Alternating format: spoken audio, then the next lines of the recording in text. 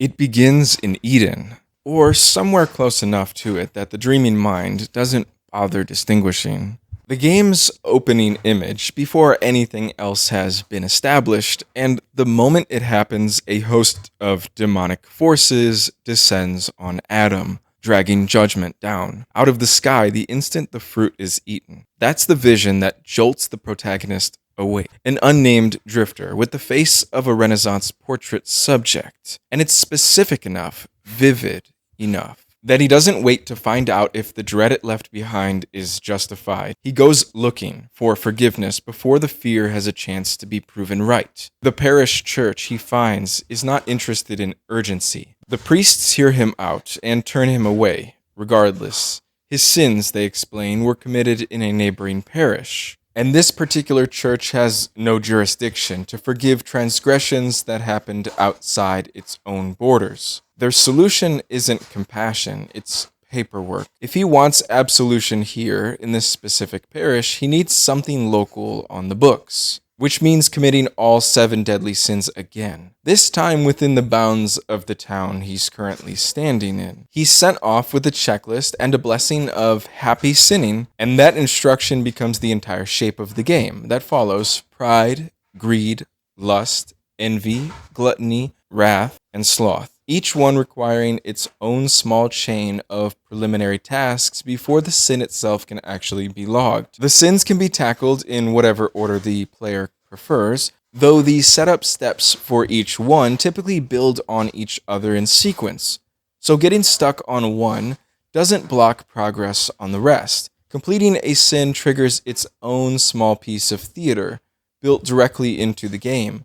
A wheel drops down from above the screen, spinning under ominous music, before settling on whichever icon confirms the sin just committed. An act of unearned solemnity performed completely straight, specifically because nothing about the underlying reason for it deserves any solemnity at all. Pride runs through a statue already standing in the town's courtyard, unfinished in whatever way the town has decided passes for finished. Getting the raw materials means retrieving a mallet and chisel from a nearby vegetable stall, and carrying them to a blacksmith down a side alley, who won't sharpen either tool for anything as ordinary as payment. What he wants instead is a dance, performed specifically for him, and only once that's been provided does the chisel come back sharp enough to use. The remaining piece comes from a blind portrait painter, asked to render the protagonist's own likeness, described back to him in whatever specific terms the player selects.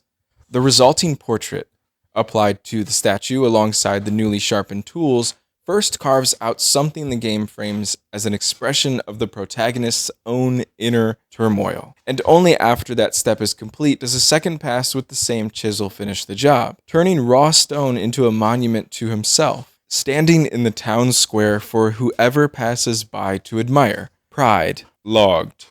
Greed runs through a lawyer already scheming to cheat a recently inherited family out of their newfound money, working out of a room split visibly between light and shadow, as if the office itself can't decide which side of the transaction it's representing. He won't cut the protagonist in on the scheme without proof of standing, specifically a document called the Official Treachery, Deceit, and Extortion Regulation, which exists appropriately in the clerk's office next door. The clerk's office isn't interested in simply handing it over. A suspicious-looking gentleman guarding the door poses a riddle instead of a request, and the answer isn't found anywhere near the clerk's office at all. It's sitting in the town's gallery of Renaissance paintings, the same room that doubles throughout the entire game as an index of the actual historical artwork the world itself has been assembled from. Solve the riddle, retrieve the document, hand it to the lawyer, and the swindle proceeds with the protagonist now formally, if briefly, complicit in it. Greed, logged. Envy asks for almost nothing beyond honesty, which turns out to be its own kind of difficulty. A man sits in the pub nursing a pipe and watching the room, and asking him what's wrong opens onto a short, uncomfortable conversation about what he sees when he looks at the people around him. Couples content in a way he isn't, children or a dog, depending on which detail catches him that day, and eventually the protagonist himself, standing there listening, admitting to feeling the same way out loud, to a stranger in a pub. Over any one of those specific comparisons is the entire mechanism. Envy doesn't need a scheme or a chase. It only needs someone willing to say the ugly thing plainly. Envy, logged. Lust is solved through a longer chain entirely, and it's the one sin the game seems most interested in dressing up as elaborate rather than easy. A woman is glimpsed behind sheer drapery in a window near the town gate, and courting her successfully means first describing her, in careful and specific terms, to a blind street painter who has never actually seen her, and produces a portrait that only vaguely resembles the woman behind the glass. That portrait, close enough to pass, but not close enough to be true, is then swapped out for a different, more explicitly seductive painting hanging deep inside the gallery, quietly credited among the real historical works the town's visual world is built from. The stolen painting is handed off to a local poet, who takes one look at it and produces a poem, inspired entirely by a woman he's never met, based on a face that was never really hers to begin with. The protagonist steals that poem in turn, the same theft twice removed from anything genuine, and delivers it to the real woman at the window, letting a chain of forgery and small betrayals stand in for whatever sincere desire was supposed to be driving any of this. Lust, logged. Sloth is solved almost by doing nothing at all. 3 landowners are found already asleep beneath a tree on the outskirts of town, undisturbed by anything happening around them, and simply asking to join them, then lying down alongside them and waiting roughly 30 seconds without doing anything else, is enough to satisfy the sin entirely. The joke is embedded directly in how little effort the solution requires, a sin that punishes the player for overthinking it as much as it rewards the protagonist for underperforming in his own life. Sloth, logged.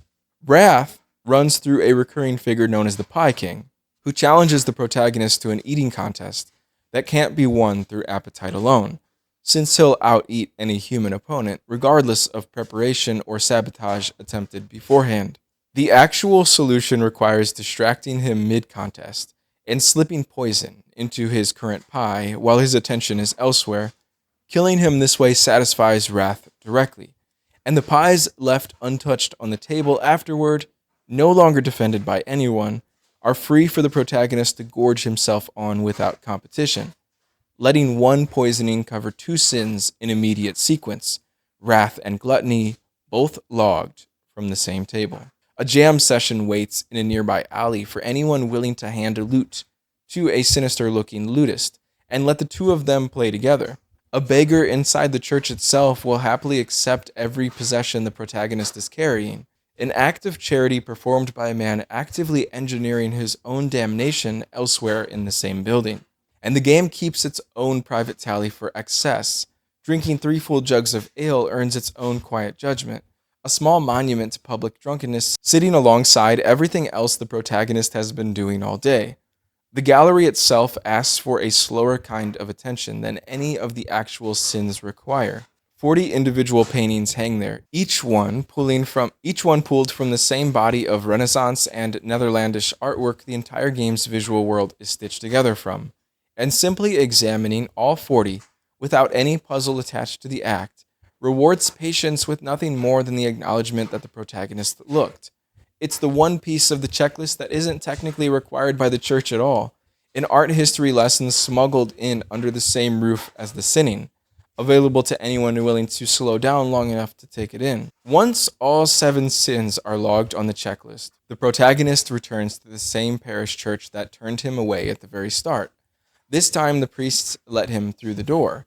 Their method of absolving him isn't a blessing, a ritual, or even a conversation in the conventional sense.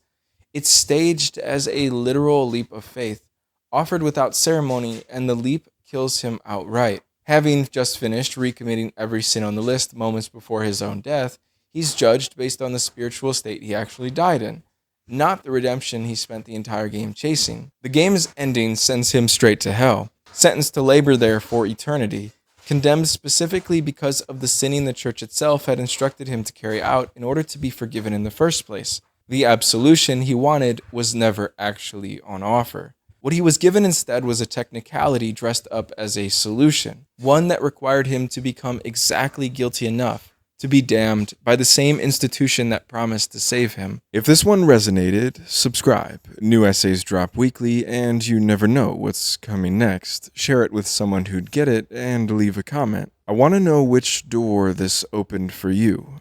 Mystery Compendium. The archive is always open.